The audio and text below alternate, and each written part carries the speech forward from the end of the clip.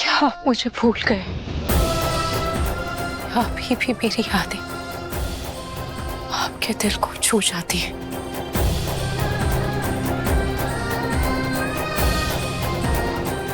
रूही, तुम्हें अगर मेरी इतनी फिक्र है तो मुझे छोड़कर क्यों गई रूही? और अगर गई, जहां भी हो वहां खुश तो हो ना? खुश हो ना तुम? हाँ जी, मेरी खुशी तो सिर्फ आपसे है। पिछले 6 महीनों में मैंने आपके लिए बस यही दुआ की है कि आपकी आंखों से कभी भी आंसू ना गिरे। आप जो खुशी चाहते थे उसे आप खुलकर जिए।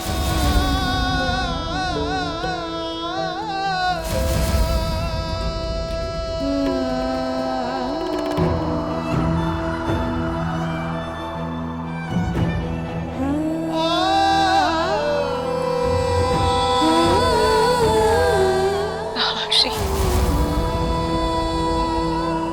आपके चेहरे की हंसी के लिए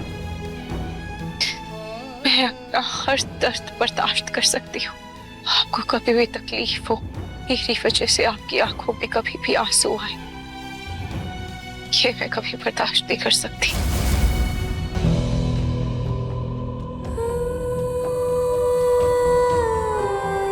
बहुत दर्द हो रहा है रूही।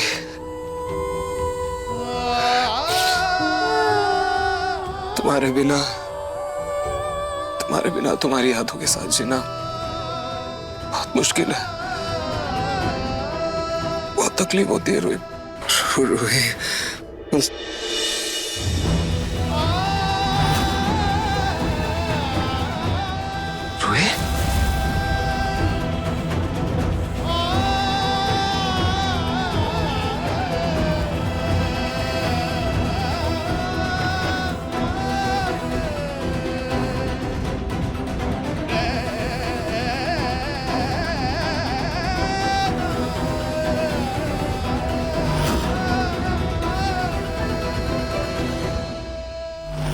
बाबू, कभी कभी ना मुझे सोच के बुरा लगता है कि नाहर जी की आज जो ये हालत है ना, उसके जिम्मेदार कहीं ना कहीं मैं हूँ।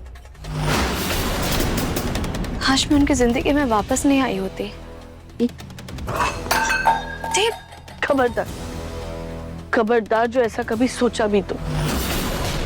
अरे तुम्हारी वजह से ही तो मुझे परपोते का सुख मिला है, वरना उस रूही ने तो हमारे रूहान को खोकर पूरी आस तोड़ दी थी।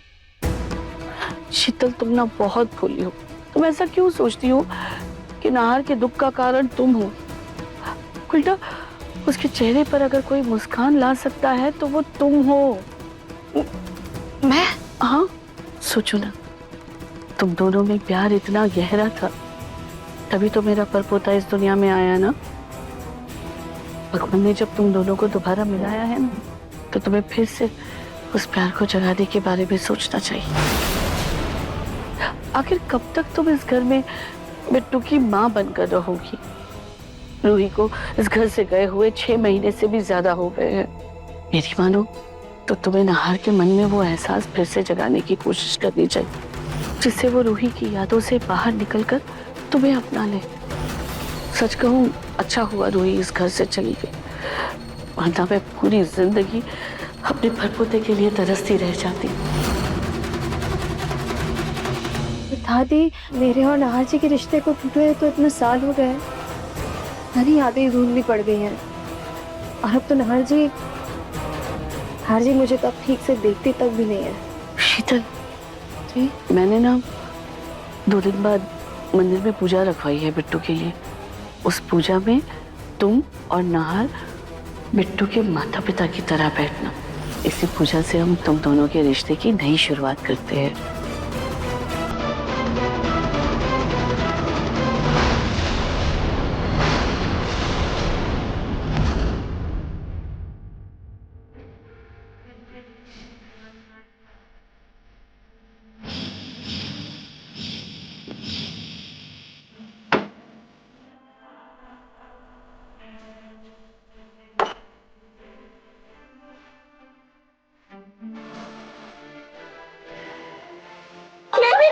माफी के लिए मेरे पति दूर नहीं रहे हमारे मुझे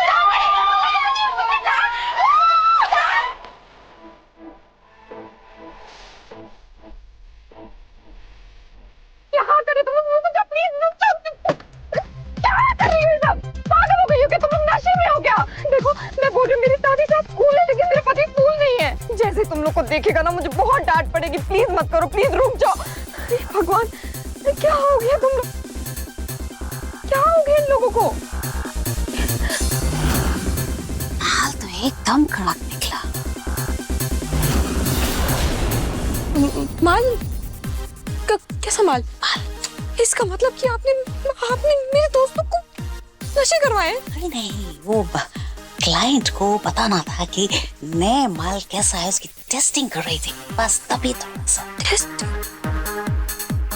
हाँ आपने मेरे दोस्तों पे आपने स्मगलिंग का माल टेस्ट किया है देखो कैसे नाच रही। हाँ मुझे किस दिन मरवा के रहेंगी अरे कुछ नहीं होगा, आप जाके नींबू पानी लेकर के आ, अभी नशा मर नींबू देखो जाए। देखो मेरी बात सुनो तुम लोगों को नशे और मैं लेके आती हूँ नींबू पानी प्लीज ऐसा हरकतें मत करो प्लीज मैं डांट खाती हूँ